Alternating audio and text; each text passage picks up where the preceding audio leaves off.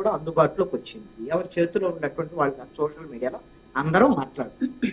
ఆ మాట్లాడేటువంటి విషయాల్లో కొన్ని తప్పులు ఉండొచ్చు, ఒప్పులు ఉండొచ్చు, ఏమైనా కావచ్చు.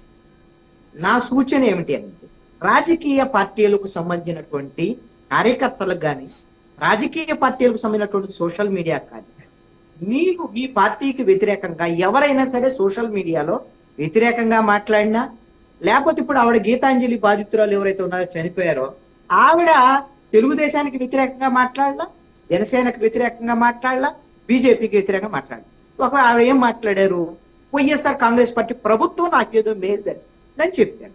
అది తప్పు కూడా ఏం కాదు కదా. అలాగని నేను తెలుగుదేశం జనసేన వాళ్ళు ట్రోలింగ్ చేశారు, ట్రోలింగ్ వాళ్ళే చచ్చిపోయారని నేను సర్టిఫికేట్ కూడా నేను ఇవ్వను. వాళ్ళిద్దరు మాట్లాడుకున్నప్పుడే ఒక క్లారిటీకి వచ్చారు. ఇద్దరు ఇప్పుడు డిబేట్ లో మాట్లాడుకున్న వాళ్ళు ఒక ఒప్పందానికి వచ్చారు.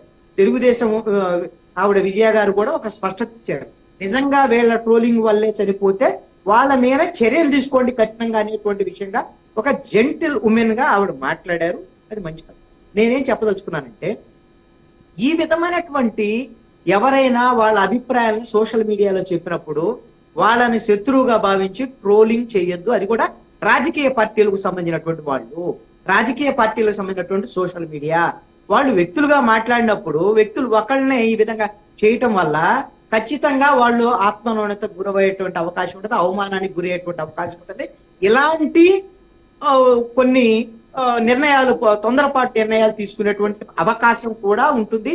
దయచేసి ఇప్పటికైనా గీతాంజలి యొక్క ఈ కేసు స్టడీ, ఇప్పుడు జరిగినటువంటి పరిణామం, ఇప్పటికైనా సరే తెలుగుదేశం, జనసేన, లేకపోతే వైఎస్ఆర్ కాంగ్రెస్ అన్ని రాజకీయ పార్టీలకు సంబంధించినటువంటి సోషల్ మీడియాకి ఆంధ్రప్రదేశ్ ప్రజల తరపున ఒక విజ్ఞప్తి ఏమిటంటే ఆచి తూచి వ్యవహరించండి. మనకు సోషల్ మీడియా చేతిలో ఉంది కదా అని మన రాజకీయ ప్రత్యర్థులుగా భావించి ఎవరి మీద పడితే వాళ్ళ మీద పడి వాళ్ళని రక్కటము, కొరకటము, ఇప్పుడు ఏది దొరికితే పీక పిసికి చంపేస్తామంటారు కదా, అలాంటిది అనమాట ఇది సోషల్ మీడియాలో దాడి చేయడం. అది దయచేసి తగ్గించుకోండి అనేటువంటిది ఒకటి నా విజ్ఞప్తి. రెండో అంశం ఏమిటి అంటే ఎవరైనా సరే సోషల్ మీడియాలో మాట్లాడేటువంటి వాళ్ళు కానీ ఇంకోళ్ళు కానీ ఇంకొకళ్ళు సోషల్ మీడియాలో వాళ్ళు విమర్శించినంత మాత్రాన మనకు పోయేటటువంటిది ఏమీ లేదు. దాని గురించి బాధపడి జీవితాన్ని ఈ రోజున అంతర్గతంగా మీరు ఈ విధంగా తీవ్రమైన నిర్ణయాలు తీసుకొని పిల్లల్ని ఇబ్బందులు గురి చేసేటువంటిది. ఈ రోజున గీతాంజలి చనిపోయిన తర్వాత మనందరికి ఎందుకు బాధ ఉంది? చిన్న పిల్లలు, ఆ పిల్లలకు సంబంధించినటువంటి భవిష్యత్తు ఏమిటి? ఏం విజయ గారికి కోపం ఉంటుందా? ఉండదు. అందుకని ఆవిడ ఒక మహిళగా కూడా కన్సర్న్ ఎక్స్ప్రెస్ చేశారు. నేను ఎవరికైనా బాధ ఉంటుంది. ఇప్పుడు మనం తీసుకురాగలమా? ఇప్పుడు గీతాంజలి చనిపోయారు, చనిపోయినటువంటి ఆ గీతాంజలి మనం ఎవరన్నా తీసుకురాగలం? మనకు ఆ విధమైనటువంటి శక్తి సామర్థ్యాలు ఎవరికైనా ఉన్నాయి మరి. కాబట్టి ఆమెను హట్ చేసేటువంటి హక్కు కూడా మనకు. దయచేసి ఈ విధంగా హట్ చేయొద్దనేటువంటిది ఒకటి. రెండవది ఏంటి అంటే సోషల్ మీడియాలో ఉండేటువంటి వాళ్ళు విమర్శల్ని పట్టించుకోవద్దు. అసలు నేను సోషల్ మీడియాలో ఉండేటువంటి వాళ్ళకు ఒక సింపుల్ టెక్నిక్, సూత్రం చెప్తాను. నేను కూడా చాలా సందర్భాల్లో కొన్ని అంశాలు మాట్లాడుతూనే ఉంటాను. టీవీ డిబేట్స్ తో పాటు మిగతా అంశాలు కూడా మాట్లాడుతాను. అసలు కామెంట్స్ చూడదు. మనమేనా చేసే నెగిటివ్ కామెంట్స్ అస్సలు చూడదు. ఎందుకు అని అంటే నెగిటివ్ కామెంట్స్ వాళ్ళ యొక్క స్వేచ్ఛ ఉంటుంది. మనం ఎలాగైతే మన అభిప్రాయాలను ఎక్స్ప్రెస్ చేస్తాం, వాళ్ళు కూడా వాళ్ళ పరిధిదాటి కొంతమంది మాట్లాడతారు. ఇక్కడ ఎన్నిటి నియంత్రించేటువంటి ఒక వ్యవస్థ అనేటువంటిది లేదు. మన భారతదేశంలోనే కాదు, ప్రపంచ వ్యాప్తంగా కూడా ఈ సోషల్ మీడియా నియంత్రించడానికి వ్యవస్థలు రాలేదు. సోషల్ మీడియా విస్తృతి మాత్రం విపరీతంగా అందరి చేతుల్లోకి వచ్చింది. దీనికి సంబంధించినటువంటి విషయంలో భవిష్యత్తులో ఏమైనా కేంద్ర ప్రభుత్వాలు వీటిని నియంత్రించేటువంటి ప్రయత్నాలు ఏమైనా చేస్తాయేమో చూద్దాం. కృష్ణాంజలి గారు, మనం ఒకసారి కేసు క్రొనాలజీ చూసినట్లయితే, శైలజ గారు మీకు అవకాశం ఇస్తాను ఒక నిమిషం.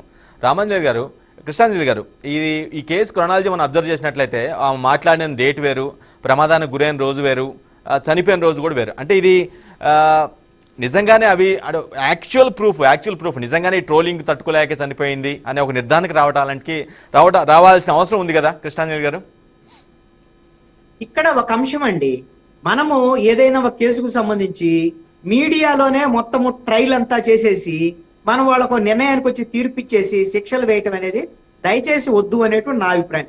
ఇప్పుడు జరిగింది ఏదో జరిగింది ఏంటి అనేటువంటి దాని మీద ఇప్పుడు వైఎస్ఆర్ కాంగ్రెస్ పార్టీ వాళ్ళు వెళ్ళినా ప్రభుత్వంలో ఉన్నారు, డీజీపీ దగ్గరికి వెళ్ళారు, డీజీపీకి కంప్లైంట్ చేశారు. చేసిన తర్వాత పోలీసు శాఖ దీని మీద ఒక దర్యాప్తు జరిపింది, దాని మీద తేల్చిన తర్వాత మనం మాట్లాడతాం. అంతే తప్ప ఇప్పుడు మళ్ళీ ఈ దోషులు తెలుగుదేశం పార్టీకి సంబంధించినటువంటి సోషల్ మీడియా, లేకపోతే జనసేన సోషల్ మీడియా, లేకపోతే ఇంకోళ్ళు అని ఇప్పుడు మనం ఎందుకు మళ్ళీ ఈ విధమైన తొందరపాటుకు గురి కావటం? మనం ఏమైనా తేల్చగలమా? మనం తేల్చే మనదేమన్నా అఫీషియల్ ఇది అవుతుందా? కాదు కదా. ఇప్పుడు విజయ్ గారు ఒక మాట చెప్పారు. ఏం చెప్పారు? ఆవిడ చనిపోయినప్పుడు అనుమానాస్పద మృతి అన్నారు, ఆవిడ ఆత్మహత్య, లేకపోతే ఎందుకు చనిపోయిందో తెలియదు అన్నారు.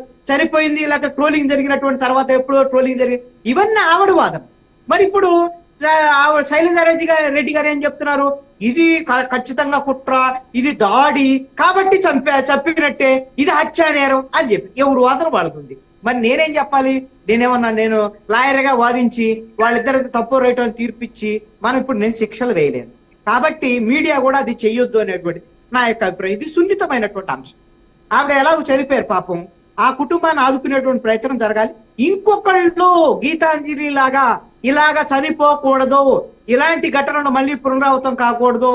అందుకు సోషల్ మీడియా, అదే విధంగా మెయిన్ మీడియాకు సంబంధించినటువంటి వాళ్ళు కూడా మనం కూడా అందుకు అనుగుణమైనటువంటి సూచనలు సలహాలు చెయ్యాలి అని నేను బీఆర్కే న్యూస్ కి విజ్ఞప్తి చేస్తున్నాను. ఇది నా యొక్క అభిప్రాయం. అంటే సీరియస్ గా పనిష్ చేస్తేనే ఇటువంటి భవిష్యత్తులో జరగకుండా ఉంటాం అనేది ఇంకొక ప్రాస్పెక్ట్. అసలు అటువంటి పరిస్థితి ఉందా? సీరియస్ అవును, పనిష్ చేయాలి అని అంటే సార్, పనిష్ చేయాలంటే నిందితులు ఎవరో తేల్చాలి, ఆ నిందితుడు చేసిన నేరం తేల్చాలి, ఆ తర్వాత పనిష్ చేయాలని మనం అడగాలి. అది అంతా ఆ ప్రాసెస్ అంతా పోలీస్ చేయాలి.